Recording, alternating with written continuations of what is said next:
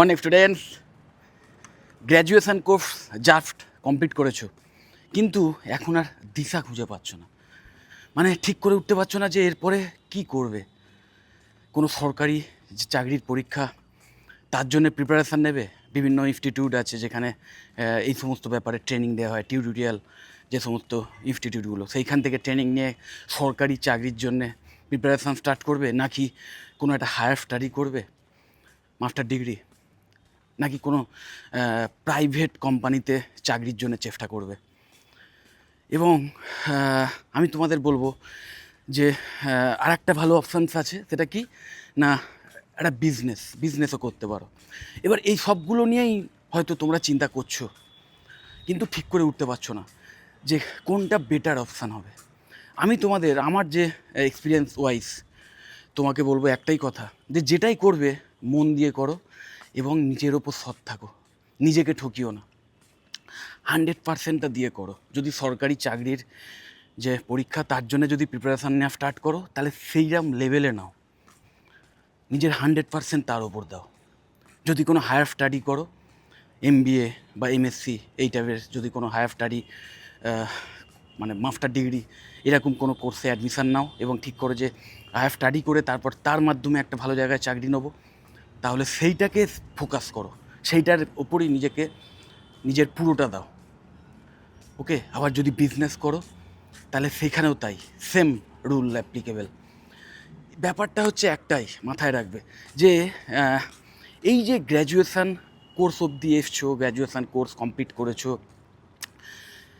এই অবধি না এমনি অনেকে মানে কোনো চিন্তাভাবনা না করেই চলে আসে, কোনো ফোকাস নেই।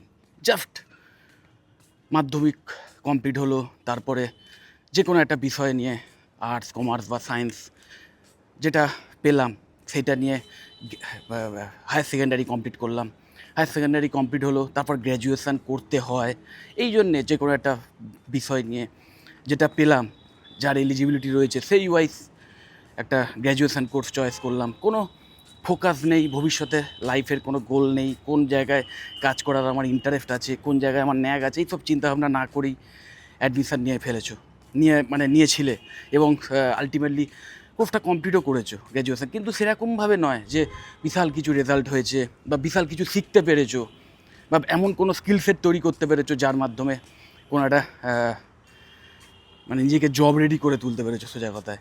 এবং যার ফলে এরকম দিশাহীনভাবে জাস্ট এগিয়ে যেতে হয় বলে এগিয়ে এসছো, যে গ্র্যাজুয়েট হতে হবে মিনিমাম, এটা একটা মিনিমাম প্যারামিটার, এই ভেবে জাস্ট করে এসছো। তার জন্যেই কিন্তু আজকের এই গ্র্যাজুয়েশান কোর্স কমপ্লিট করার পরে কোনো দিশা পাচ্ছ না।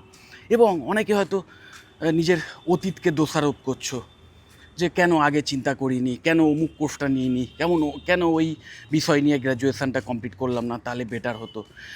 দেখো, আমি তোমাদের বারবার একটা কথা বলি, যে অতীত নিয়ে না ভেবে কোনো লাভ নেই। অতীত থেকে শিক্ষাটা তুমি নিতে পারো, যে এটাই শিক্ষা নিতে পারো যে কোনো দিশা নিইনি, মানে দিশা একটা কোনো গোল ছিল না, বা সেইভাবে আমি গোল যেহেতু ছিল না, ডেডিকেশানও ছিল না। ওকে, এবং নিজের 100% দাওনি, ডেডিকেশান ছিল না বলে, এবং তার জন্যে আজকের এই জায়গায় আমি দাঁড়িয়ে আছি। তার মানে সোজা কথায় এইভাবে হবে না। এত ক্যাজুয়ালি যদি লাইফের এই কেরিয়ার রিলেটেড ব্যাপারগুলো নিই, তাহলে ভবিষ্যতে আমার কোনো মানে লাভ হবে না, কোনো ভালো জায়গায় নিজেকে দেখতে পাবো না। প্রত্যেকটা সাফল্যের পেছনে না লুকিয়ে থাকে হার্ডওয়ার্ক, ডেডিকেশান। তো সেইটা তুমি করোনি, যে কারণে আজকের এরম একটা দিশাহীন জায়গায় এসে দাঁড়িয়েছো। তো এখন যেটা করতে পারো সেটা হচ্ছে বর্তমানটাকে ইউজ করতে পারো। মনে রাখবে, শ্রীকৃষ্ণও কোনো একটা সময় অর্জুনকে বলেছিল যে অর্জুন, আমি তোমার অতীতকে চেঞ্জ করতে পারবো না, ওকে, কিন্তু বর্তমানকে ইউজ করে তুমি যাতে ভবিষ্যতে একটা ভালো সাফল্য পেতে পারো, সেইটুকুর অ্যাসিওরিটি আমি দিতে পারি যদি তুমি বর্তমানকে ঠিকমতো ইউটিলাইজ করতে পারো। দ্যাটস দ্য কি। ওকে, মনে রাখবে, জীবন কিন্তু বারবার সুযোগ দেয়, এবং সুযোগ সেটাই যেটায় বর্তমানে তুমি পাচ্ছ। বর্তমানে যে সময়টা পাচ্ছ সেইটাকে ইউজ করে তোমার ভবিষ্যৎটাকে তৈরি করতে হবে। অতীতকে নিয়ে ভেবে লাভ নেই, অতীতকে থেকে জাস্ট ওই শিক্ষাটা তুমি পেতে পারো। তো আমি তোমাদের বলবো অবশ্যই এই সময়েতে যারা ভীষণভাবে সরকারি যে চাকরির পরীক্ষা তার জন্য প্রিপারেশান নিতে চাও, তারা সেইভাবে নাও, একদম ফুল প্রফেশনাল ওয়েতে নাও, নিজের ফুল টাইম যতদিন না একটা ভালো জায়গায় চাকরি লাগাতে পারছো ততদিন একদম ওইটাকেই মেন ব্যাপার করে রাখো। এন্টারটেনমেন্ট বা বন্ধুবান্ধবের সঙ্গে ঘুরে বেড়ানো অবশ্যই সেগুলো করতে হবে, কিন্তু সেটাকে সরিয়ে রাখো, মনের মধ্যে একটা খিদে রাখো যে না আমাকে পেতেই হবে এবং নিজের সৎ উপায়ে পেতে হবে, নিজের ক্ষমতায় পেতে হবে, সেইভাবে নিজেকে প্রিপারেশান নাও। কিভাবে অন্যরা পেয়েছে সেইটাকে খেয়াল রাখো, কিভাবে কোনো তোমার নিজের আশপাশে নিশ্চয়ই এমন অনেক সফল ব্যক্তি আছে যারা ভালো জায়গায় চাকরি করছে, সরকারি চাকরি পেয়েছে, তারা কিভাবে প্রিপারেশান নিয়েছে সেটা খোঁজ নাও।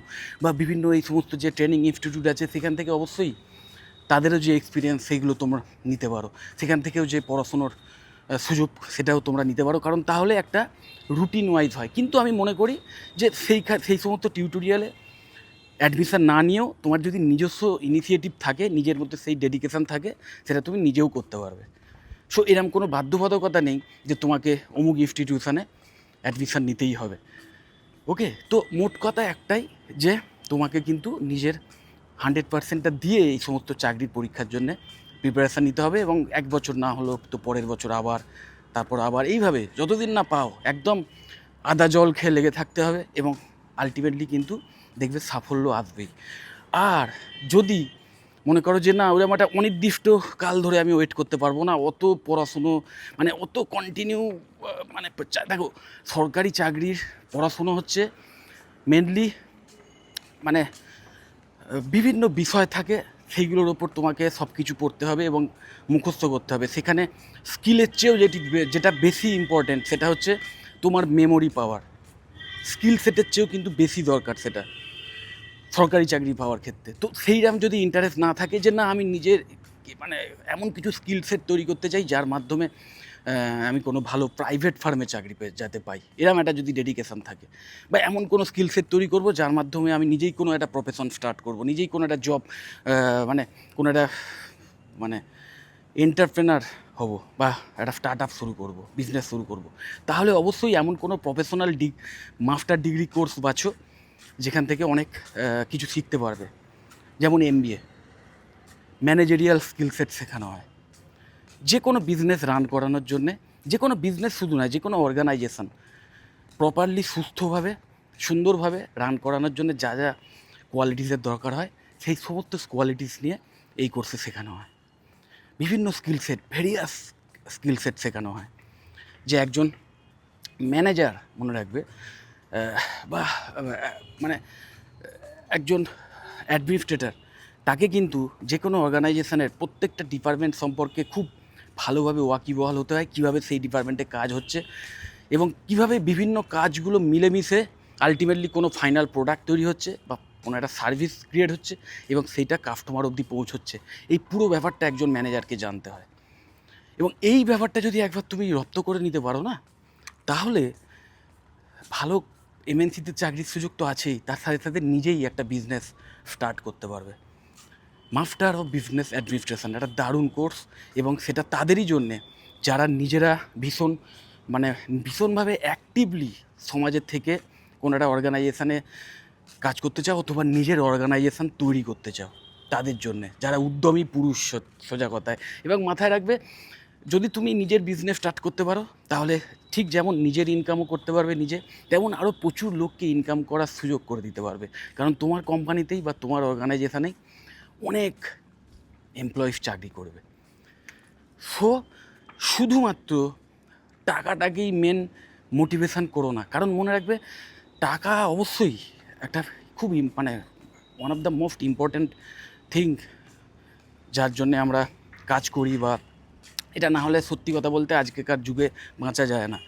কিন্তু সেই টাকা ইনকামটাকেই মেন ফোকাস না করে ভাবো যে আমাকে কেন লোকে টাকা দেবে, আমি সমাজের জন্য কি করছি। প্রতিটা মানুষ যারা ইনকাম করছে তারা কিন্তু সৎ উপায়, যারা ইনকাম করছে তারা কিন্তু সমাজের জন্য কিছু করছে, কোনো সার্ভিস দিচ্ছে, কোনো প্রোডাক্ট তৈরি করছে বা প্রোডাক্ট সেল করছে, কোনো মানুষের বা কোনো বাঞ্চ অফ পিপল তাদের কোনো উপকারে আসছে, তার জন্যে কিন্তু তারা সেই টাকাটা পাচ্ছে।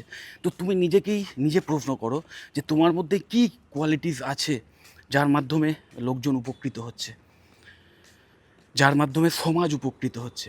এই কথাটা চিন্তা করো যে আমি কি দিতে পারি লোককে। তো এই স্কিল সেট যদি একবার অর্জন করতে পারো, যার মাধ্যমে তুমি সমাজের উপকার করতে পারো বা প্রচুর মানুষের উপকার করতে পারো বা কাউকে কিছু দেওয়ার ক্ষমতা রয়েছে, কোনো সার্ভিস বা প্রোডাক্ট, তখনই কিন্তু তুমি অটোমেটিক্যালি মানে একটা ইনকাম করার জায়গায় চলে যাবে। সেটা কোনো চাকরি হতে পারে অথবা কোনো ব্যবসাও হতে পারে। তো যাই হোক, যদি মনে হয় যে আমার কথাগুলো ঠিক, যদি এটা মনে করো, তাহলে এখন থেকে আমি যেটা বলছি যে যে কোনো একটা অপশানস চয়েস করো। ভেঙে পড়ার কিছু নেই বা দিশাহীন হয়ে যেটা পেলাম সেটাই, যে কাজ পেলাম সেই কাজটাই বাধ্য হয়ে করা স্টার্ট করে দিলাম, যে একটু টাকা পয়সা আছে একটা বিজনেস শুরু করে দিলাম কোনো প্ল্যান না করে, অথবা কোথাও একটা চেনা জানার মধ্যে কোনো একটা প্রাইভেট কোম্পানিতে একটা চাকরি পেয়ে গেলে সেখানে সেই চাকরিটা করতে শুরু করে দিলে দিশাহীনভাবে। এরম না করে একদম কমপ্লিটলি নিজেকে নিয়ে সময় দাও, নিজেকে নিয়ে ভাবো, নিজের পুরনো ভুলগুলোকে ভাবো এবং ভাবো যে এই জিনিসগুলো যাতে আর ফার্দার না করি, এবং এখন থেকে পুরো লাইফের কন্ট্রোলটা আমার নিজের হাতে। এখন থেকে আমি যা করব যাতে ভবিষ্যতের মানে সেই আমিকে যাতে আমি কমপ্লিটলি টপ জায়গায় দেখতে চাই, সেই জন্যে করব। এইরকম একটা ডেডিকেশান নিয়ে যে কোনো একটা কাজ চুজ করো। কাজের মাধ্যমেই কিন্তু নিজের উন্নতি ঘটে, কাজের মাধ্যমে। তো যে কোনো একটা কাজ চুজ করো এবং নিজের সাফল্যের পথে এগিয়ে যাও। যদি মনে হয় ভিডিওটা হেল্পফুল, অবশ্যই লাইক করো। চ্যানেলটা যদি সাবস্ক্রাইব না করে থাকো এক্ষুনি সাবস্ক্রাইব করে নিও। টাটা।